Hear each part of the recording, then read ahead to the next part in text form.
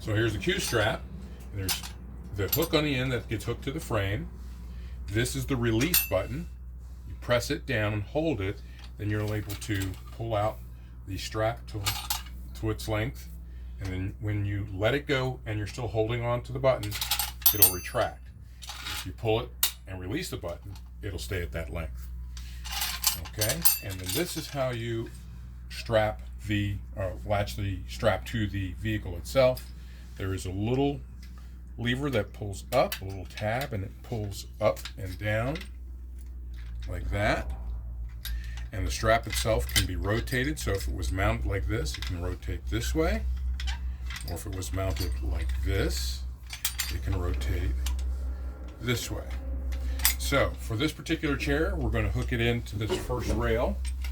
I like to spin it around that way so it's away from me, and you're pretty much going to drop it straight into the slot and pull up on the little tab, and you'll see that it drops in. You might have to slide it back and forth till it drops in, and once it drops in, just move it to the left and right, make sure it's locked in.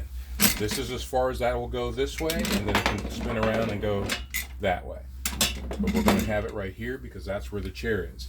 We left this on. Let's say the client has their foot up here. There's nothing secure on this whole contraption that you should be hooking to. These would rip right off if you were to hook the Q strap to this. So what you want to do is, I'm going to move it out of the way so you can see better, and then we'll hook up the other side. Is you want to push the lever, pull your strap out, and you want to actually hook it to the frame member of the chair, not to the wheel, not to this moving part, something solid. And so this is the best spot right here. That's where I would put the hook.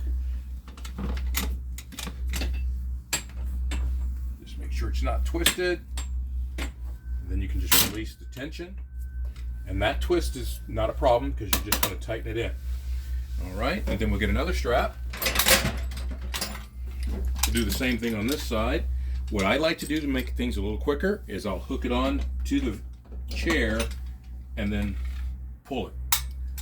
That way I don't have to try to work it all at once. That's locked in. Take up the slack. We're going to come back and tighten these.